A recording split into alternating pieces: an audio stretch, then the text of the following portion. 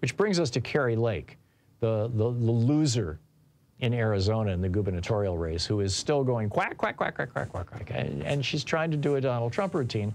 The problem is she's not Donald Trump. But she's out there saying that Arizonans are going to become slaves. Yes, that's her phrase, right? You're going to be enslaved. She says, it is our moment right now. This is on a podcast yesterday. With a right-wing podcast. She said, it is our moment right now to prove that we love this country, to prove that we're in it for the fight. Look at China. If we don't stand up now, we will become China. And I'm not talking about those heroic people in China. I'm talking about we will become slaves because globalism, that's what it is. That's what it has in mind for us. We become slaves to a system. And she said her supporters need to stand up and fight every day. There's no choice but to stand up and fight. And if we don't stand up and fight, what are we telling our grandchildren and children? That we don't care about their future? Actually, we do care about their future. That's why we didn't elect Kari Lake. It's like, climate denier much? Oh, man.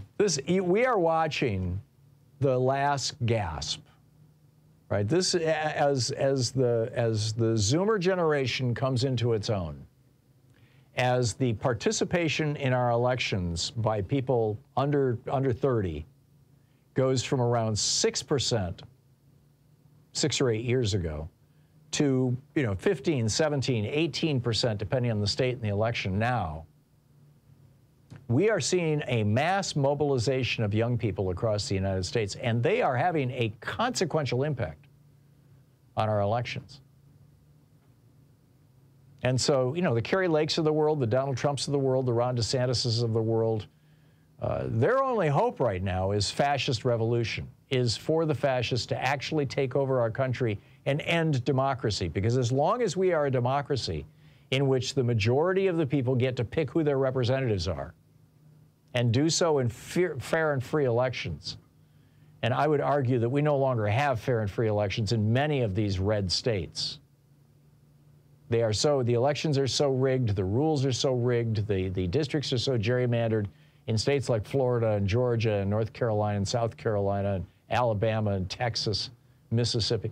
In these states that, they've just done everything that they possibly can to keep progressives, in particular Democrats in general, from ever winning elections. But even in those places, it's starting to crack because people are sitting around going, wait a minute. They really want to ban all abortion? They really want to end the FDA's legalization of these pills? They really want to end contraception, your right to contraception? Multiple anti-abortion movement people now have come out and said that next on their target list are in vitro fertilization and birth control,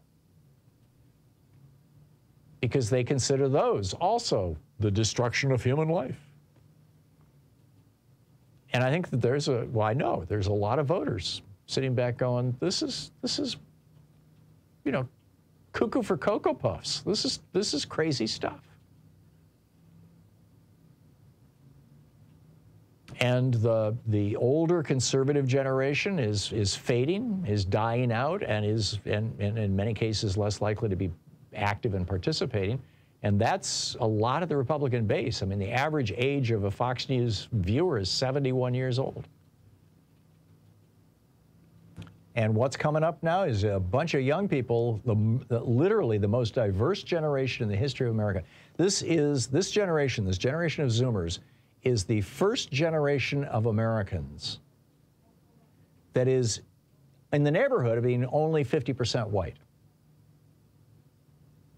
The younger Zoomers, the much younger Zoomers are less than 50% white. The older Zoomers are a little more than 50% white, but this is that transitional generation.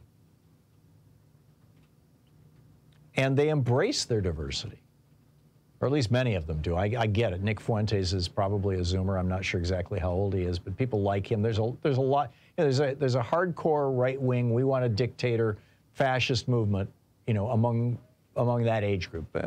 You have to acknowledge that. They're very active on social media.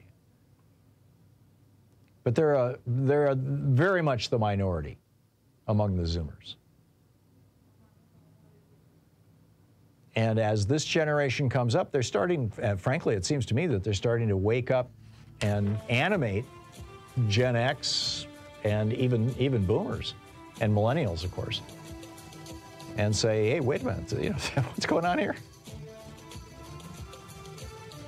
So we'll see how this shakes out. But how does America stop the stoking of violence from Republicans like Kari Lake?